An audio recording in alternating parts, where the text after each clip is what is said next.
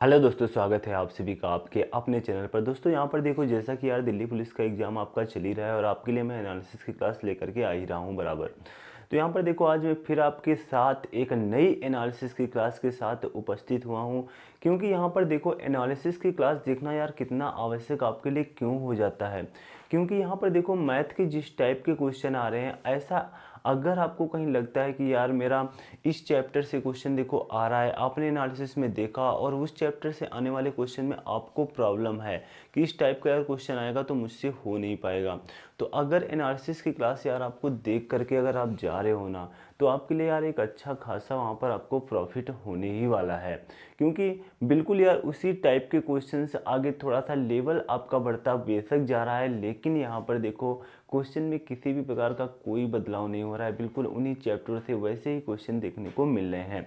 तो यहाँ पर देखो, हम टाइम लॉस नहीं करते हैं, सीधा अपने क्वेश्चन पर आते हैं और आज के अपने एनालिसिस की क्लासेस को देखते हैं। तो यहाँ पर देखो, जैसा कि मेरा फर्स्ट क्वेश्चन है जो आपको स्क्रीन पर दिखाई दे रहा होगा, और मैंने अपने फ़ोन पर पीडीएफ बना रखी है और मैंने फ़ोन के माध्यम से यहाँ पर देखो बोर्ड पर लगा दिया है, और आपको मैं यहाँ पर फ़ोन से सॉल्व कराऊंगा। क्योंकि यार मेरा कोई डिजिटल बोर्ड तो है नहीं, मेरा प्यारा सा व्हाइट बोर्ड है। तो यहाँ पर देखो, आपका फर्स्ट क्वेश्चन दिया हुआ है, ए और बी मिलकर एक कार्य को 90 दिनों में पूरा कर सकते हैं। उनकी कुशलता का अनुपात दिया हुआ है 3:5 का दिया हुआ है। तो तेज व्यक्ति कितने दिनों में कार्य को पूरा कर सकता है। तो यहाँ पर देखो, इस क्वेश्चन को कई तरीके से लगा सकते हो, बट मैं यहाँ पर आपको वही तरीका बताऊंगा जो आपको बहुत ही चंद टाइम में आंसर निकाल करके दे दे। ए और बी देखो यहाँ पर दिया हुआ है, ए और बी नाम के दो शख्स हैं जो मिल करके किसी कार्य को कितने दिनों में 90 डेज में कार्य को पूरा कर सकते हैं। बट यहाँ पर इनकी कुशलता दी हुई है, उनकी कुशलता का अनुपात 3:5 का है। तो तेज व्यक्ति कितने दिनों में कार्य को पूरा करेगा। तो यहाँ पर देखो, अगर यहाँ पर ए की क्षमता कितनी है 3 और बी की क्षमता कितनी है 5, तो मिल करके कितनी हो गई 8 हो गई। 8 क्षमता हो गई ना। तो यहाँ पर ए और बी मिलकर के कार्य को कितने दिनों में 90 दिनों में पूरा कर सकते हैं। तो यहाँ पर ए और बी की क्षमता कितनी हो गई 8, और कार्य को कितने दिनों में पूरा कर सकते हैं 90 दिनों में। तो 90 दिनों में टोटल कितना कार्य होगा 8 9 72 720 कार्य होगा। मतलब टोटल 720 कार्य होगा। जैसे कोई मुझे पार्ट बनाने हैं तो टोटल 720 पार्ट बनेंगे 90 दिनों में।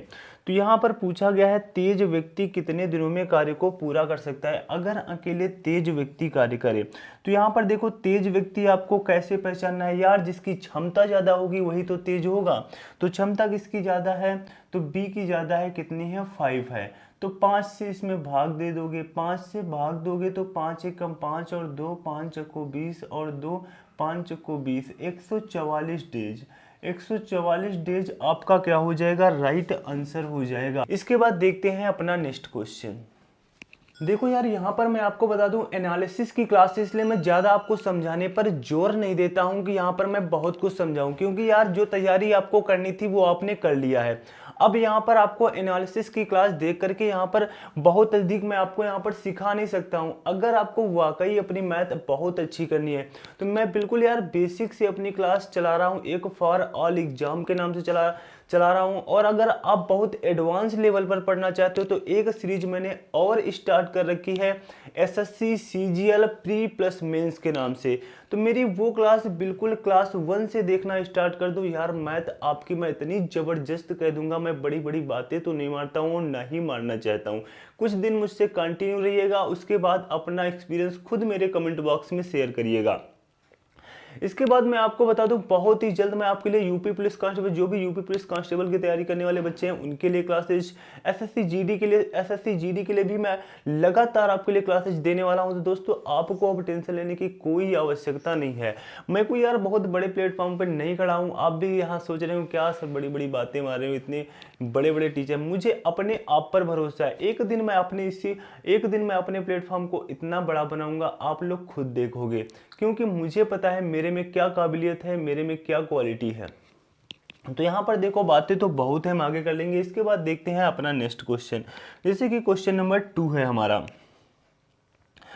ए और बी मिलकर एक कार्य को 60 दिनों में पूरा कर सकते हैं। उनकी कुशलता का अनुपात 3 है। तो तेज व्यक्ति कितने दिनों में कार्य को पूरा कर सकता है। बिल्कुल देखो टाइम एंड वर्क के इस टाइप के क्वेश्चन पूछे जा रहे हैं, इसलिए मैंने यहाँ पर देखो ये दूसरा क्वेश्चन है, बिल्कुल सेम टाइप का क्वेश्चन है।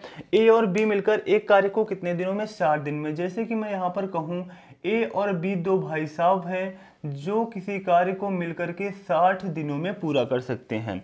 उनकी कुशलता का अनुपात 2:3 है, मतलब क्षमता जो है 2 और कितनी है, 3 है। तो 2+3, अगर यहाँ पर ए 2 पार्ट बनाते हैं, बी 3 पार्ट बनाते हैं, तो यहाँ पर 60 दिन में कितने पार्ट बनेंगे। तो 5 से गुणा करा दो, 5 छक्का 30, 300 पार्ट बनेंगे। कितने पार्ट बनेंगे, 300 पार्ट बनेंगे। तो आपसे पूछा गया है तेज व्यक्ति कितने दिनों में कार्य को पूरा करेगा। तेज व्यक्ति कौन है, जिसकी क्षमता ज्यादा है। तो 3 से भाग कर दो, तो आंसर कितना आ जाएगा, 100 डेज आपका क्या हो जाएगा, राइट आंसर हो जाएगा मेरे दोस्त। 100 डेज आपका क्या हो जाएगा, राइट आंसर हो जाएगा। इसके बाद देखते हैं अपना नेक्स्ट क्वेश्चन। यहाँ पर देखो जो नेक्स्ट क्वेश्चन दिया हुआ है, एक आयत की भुजाएं 68 सेंटीमीटर और 72 सेंटीमीटर है, तो आयत का क्षेत्रफल ज्ञात कीजिए। आयत का क्या ज्ञात करना है, आपको क्षेत्रफल ज्ञात करना है। तो यार बिल्कुल बहुआ लेवल का क्वेश्चन है। आयत का क्षेत्रफल क्या होता है, L इंटू बी होता है कि नहीं होता है। तो यहाँ पर L भी आपका दिया हुआ है 68 सेंटीमीटर और बी भी आपका दिया हुआ है कितना, 72 सेंटीमीटर। तो यहाँ पर देखो हम क्या करेंगे, मल्टीप्लाई करा लो। यार 72 का गुणा नहीं आता है तो बिल्कुल छोटे से करा लो। 2 8 16, 6 दूनी 12, 1 13 हो जाएगा, और 8 7 56 हो जाएगा, और 6 7 42, 42 5 कितना हो जाएगा, 47 हो जाएगा। 6 6 3 9 और 7 1 8 और यहाँ पर 4 48 96। देखो ऑप्शन नंबर सी आपका मैच कर रहा है, ऑप्शन नंबर सी। बट ऐसे क्वेश्चन में सबसे पहले आप यूनिट डिजिट चेक करोगे कि 8 दूनी 16, लास्ट में 6 आएगा। बट यहाँ पर 2 ऐसे ऑप्शन थे, ऑप्शन नंबर ए और ऑप्शन नंबर सी, इसलिए मैंने यहाँ पर आपको गुणा करके दिखा दिया। अगर एक ही यूनिट डिजिट यहाँ पर एक ऑप्शन में होता, केवल लास्ट में 6, तो हम यहाँ पर गुणा भी नहीं कराते, वही ऑप्शन टिक कर देते। इसके बाद देखते हैं अपना नेक्स्ट क्वेश्चन। यहाँ पर देखो जो नेक्स्ट क्वेश्चन दिया हुआ है, दो संख्याएं 3:5 के अनुपात में है। यदि उनका महत्तम समावर्तक मतलब कि HCF 11 हो तो दो संख्याओं का योग, तो इन संख्याओं का आपको योग बताना है। तो यहाँ पर देखो संख्याएं आपकी क्या दी हुई है, 3:5 में दी हुई है। 3 किस में दी हुई है, 5 में दी हुई है। तो मैंने संख्याओं को अगर मैंने मानना है तो यार मैंने मान लिया 3K और 5K। मेरी रियल संख्या 3K है और 5K है। तो यहाँ पर अगर मैं इनका HCF लूँ तो HCF यार कितना मिलेगा, इसमें कुछ कॉमन मिल रहा है, कॉमन आपका K मिल रहा है। तो HCF आपका कितना हो गया, K हो गया। आपसे पूछा क्या जा रहा है, दो संख्याओं का योग, तो इन संख्याओं का योग बताना है। तो HCF अगर आपका यहाँ पर K हो गया, और K का मान देखो यहाँ पर दिया हुआ है, कितना दिया हुआ है, 11। मतलब HCF मैंने निकाला, K निकला, K का मान मतलब HCF क्वेश्चन में दिया हुआ है, कितना दिया हुआ है, 11 दिया हुआ है। तो यहाँ पर देखो अब अपने हम रियल नंबर्स भी निकाल सकते हैं। तो हमारे रियल नंबर क्या हो जाएंगे, 33 हो जाएंगे, और यहाँ पर 11 5 कितना हो जाएगा, 55 हो जाएगा। 33 और 55 आपके नंबर हो जाएंगे। क्या हो जाएंगे, 33 और 55 आपके नंबर हो जाएंगे। आपसे पूछा जा रहा है इन दोनों संख्याओं का योग पूछा जा रहा है। तो यार 33 में 55 जोड़ दो, क्या ये भी आपको नहीं करना आएगा। तो यहाँ पर 5 3 8 और 5 3 8, 88। ऑप्शन नंबर आपका सी क्या हो जाएगा, राइट आंसर हो जाएगा। ऑप्शन नंबर सी आपका क्या हो जाएगा, राइट आंसर हो जाएगा। इसके बाद देखते हैं अपना नेक्स्ट क्वेश्चन। यहां पर देखो जो नेक्स्ट क्वेश्चन दिया हुआ है, एक व्यक्ति ने 2 रुपए में 8 वस्तुएं खरीदी। 10% का लाभ अर्जित करने के लिए उसे 120 वस्तुओं को किस मूल्य पर बेचना चाहिए। देखो इस क्वेश्चन के एक नहीं 3 तरीके होते हैं, बट यहाँ पर ये क्वेश्चन थोड़ा सा घुमा हुआ है, जिससे कि आप परेशान ना हो। इस क्वेश्चन की लैंग्वेज को पढ़ करके क्वेश्चन के साथ हमें खेल जाना है। और मैं इसके जो 2-3 तरीके होते हैं, जब मैं अपनी यार प्रॉफिट एंड लॉस की प्रॉपर्ली क्लास लूंगा तो उसमें मैं इसके तीनों और तरीके बता दूंगा। तो यहाँ पर देखो इसमें थोड़ा सा लैंग्वेज को घुमा दिया है एग्जामिनर ने, और वैसे हमें लैंग्वेज को पढ़ करके बिल्कुल सटीक क्वेश्चन के साथ खेल जाना है। एक व्यक्ति ने 2 रुपए में देखो 8 वस्तुएं, कितनी यहाँ पर अच्छी बात कही गई है, 2 रुपए में 8 वस्तुएं, 2 रुपए में 8 वस्तुएं। थोड़ा सा क्वेश्चन को घुमाया गया है।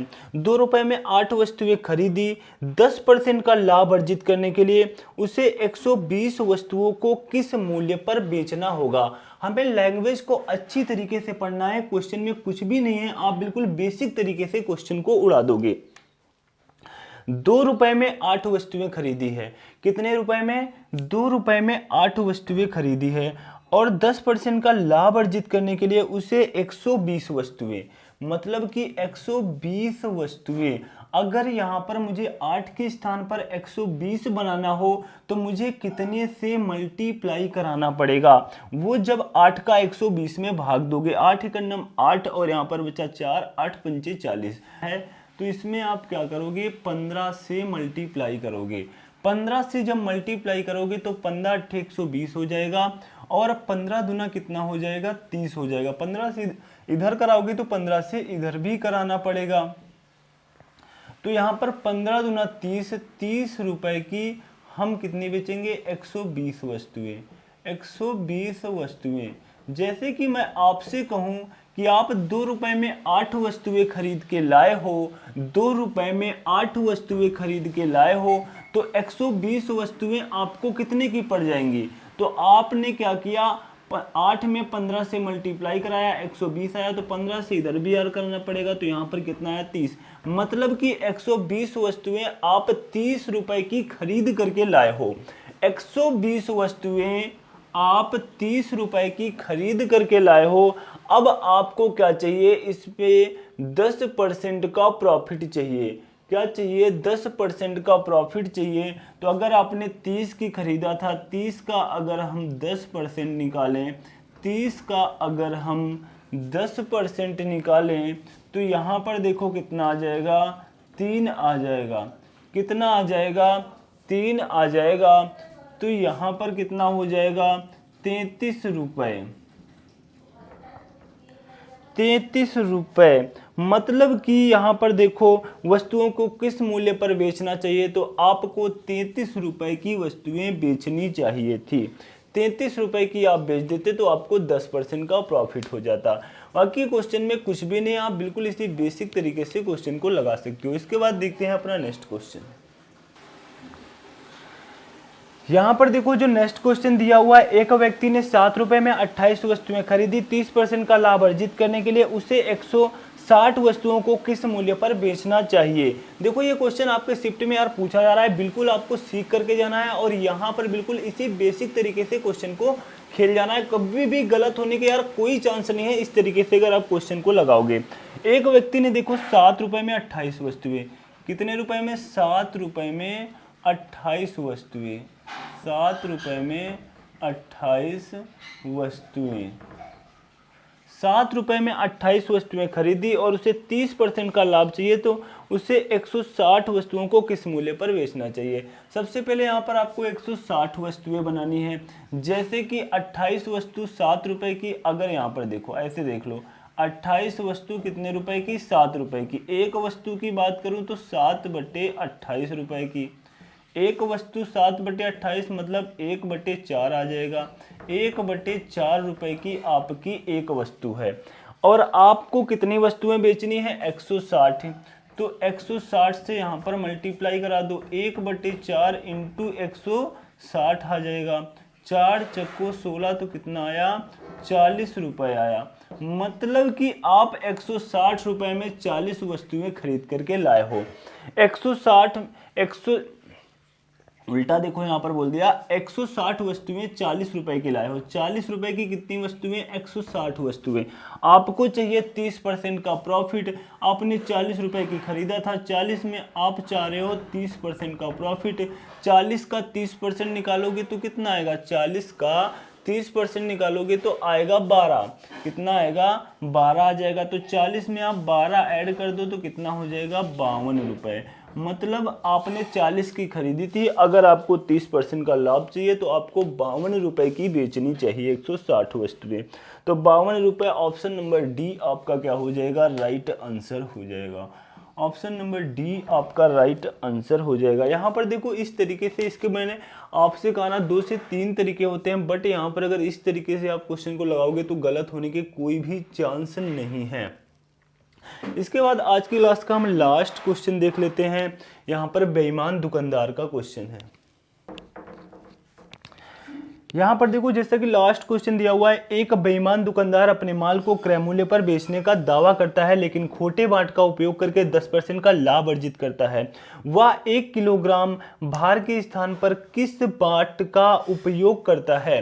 तो यहाँ पर देखो ये क्वेश्चन भी आपसे कुछ अलग टाइप का पूछ दिया गया है। इसमें बहुत से बच्चे घूम जाएंगे और 900 ग्राम ऑप्शन टिक करके चले आएंगे और उनका हो जाएगा गलत। यहाँ पर देखो क्या 10% का लाभ चाहिए, मतलब कि 10% का लाभ, 10% का मान होता है 1/10। 1/10 जैसे कि उसने 10 की थी उसकी वस्तु, तो उसकी 11 की बिकनी चाहिए, तब उसको 10% का लाभ होगा। उसी अनुसार मैं क्वांटिटी में अगर परिवर्तित करूं, यहाँ पर 10 की वस्तु कितने की बिक रही है, 11 की, तो 11 ग्राम की वस्तु को वो कितने 10 ग्राम में दे रहा है। 11 ग्राम की वस्तु को खोटे बाट का प्रयोग करके 10 ग्राम तोल रहा है। कस्टमर से क्या कह रहा है, मैं आपको 11 ग्राम दूंगा, बट वो दे कितना रहा है, 10 ग्राम दे रहा है। यही है इस क्वेश्चन का रियल मतलब, कि दुकानदार कह रहा है कि मैं आपको 11 ग्राम दूंगा, कितने ग्राम, 11 ग्राम दूंगा, और दे कितना रहा है, 10 ग्राम, क्योंकि खोटे बाट का प्रयोग कर रहा है, मतलब कि वह कम तोल रहा है। वादा कर रहा है कि मैं क्रय मूल्य पर दूंगा।